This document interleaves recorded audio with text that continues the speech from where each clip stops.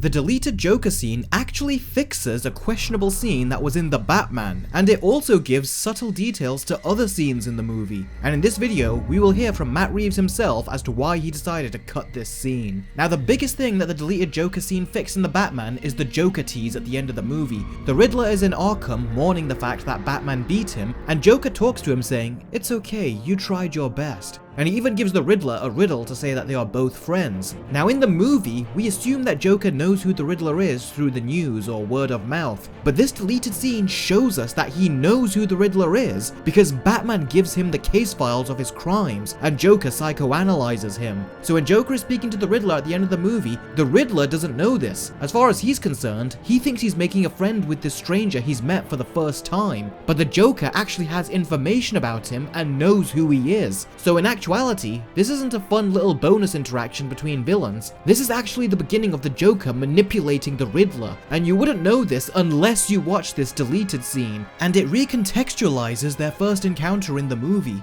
The other thing this scene does is give you more character development for Batman. You think they deserved it, huh? You think they deserved it. Now these things are implied in the movie, but it's another thing altogether for Joker to tell it to him straight. And his dialogue is so brilliantly written by Matt Reeves, and he feels 100% authentic to the character. What makes you think I come so cheap? I thought you'd be curious. You think I could offer this stuff? Don't you? And the back and forth that Batman and the Joker have with each other is fantastic. From Batman convincing him to take a look at the case and help him understand the way the Riddler thinks, the way the Joker laughs at seeing all the pictures of the dead victims, and the way Joker shifts his psychoanalyst study from the Riddler to Batman. This is very upsetting to you. Let's get back to him. Why? You're so much more fun. I'm not here to talk about me. What are you here to talk about? That is such a fantastic line that feels so incredibly accurate to the Joker and Batman's relationship. And it shows us more of Batman's mindset and that a part of him believes that the people being murdered might actually deserve it. Something that Gordon picks up on from Batman earlier in the film. And I like how Joker says, He's a nobody. Wants to be somebody. which is exactly what Batman says later on to the Riddler, that you're a nobody. So you see, there are big things that this scene does for the movie, and then there are also very subtle things this deleted scene does for the movie too. And I really want to watch the movie again knowing that this conversation took place, because I feel that it does add more meaningful commentary to the movie and its depictions of Batman, the Riddler, and Joker. And I am surprised at how much character is in this 5-minute scene. You actually get a lot more character out of Batman and Joker's interaction in this 5 minutes than you get with any of the characters in the entirety of Suicide Squad and Eternals, and that is amazing writing and directing. So if, like me, you watched the scene for the first time and thought it was good but not great, watch it again, because the more you see it, the more you'll notice how it applies to the rest of the movie. The scene really is so incredibly smart and does a lot for the character development of Batman, as well as showing you an early look at this new version of Joker, one that I actually want to see more of. So, why did Matt Reeves decide to delete it in the end? There is a scene, a couple scenes that aren't in the movie because I didn't think that they worked in the movie to make the best movie, but they're scenes that I love. The idea for me that why I kept that scene in the movie even though I cut the first scene that I'm describing is because when Selina is talking to Batman at the end of the movie, she says to him, you know this place isn't going to change. And when I took the scene out, the stakes of the scene changed because that scene shows you that when she says that, you've just seen it, and you see the two of them next to each other, and that's just one sort of example of how trouble in Gotham is never going to subside. There's always going to be somebody with a plan afoot.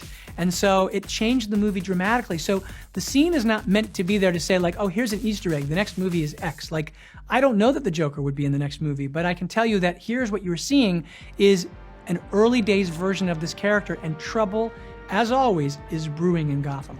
So, there you have it. I personally think that the other reason they cut the scene is because they wanted the whole movie to be focused and centered around the Riddler, and if they showed Joker in the middle of the film, it would have blown the movie's load way too early and it would have taken the Riddler's thunder away, because no one is more disturbed than the Joker, and the Riddler would not have been able to top that. It also would have taken away from this Batman's detective skills too, so I think it makes sense why they cut the scene. But now that we have seen the movie, I would like the Batman to have an extended cut where they include this scene into the film, because on repeat viewing, viewings, I think this scene actually adds a lot to the overall movie, and it shows how intelligent and deep these Batman movies are, as the villains are on a whole different playing field when compared to the villains in other comic book properties, and this scene just cements that. Also, I hope when we do see this Joker again, that he speaks more clearly. This actor has an accent where it's hard to understand what he's saying at times, and they need to work on that for his future appearances. So, what did you guys think of the deleted Joker scene? It is only 5 minutes, but I liked how he was used as a Hannibal Lecter character where Batman comes to him to get his advice on another serial killer. And this Joker really grew on me, and the makeup and prosthetics they use on him is really disgusting.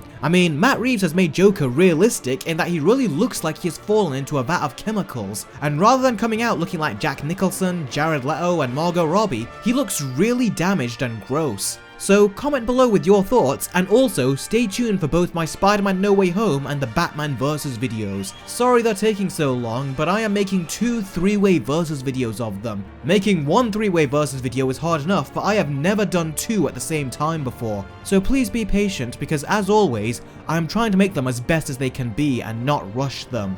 You will only get the best from me. Thanks as always for watching, guys, I really do appreciate it. Please do click that subscribe button and the bell right next to it if you haven't already, and I will see all of you very soon. Take care.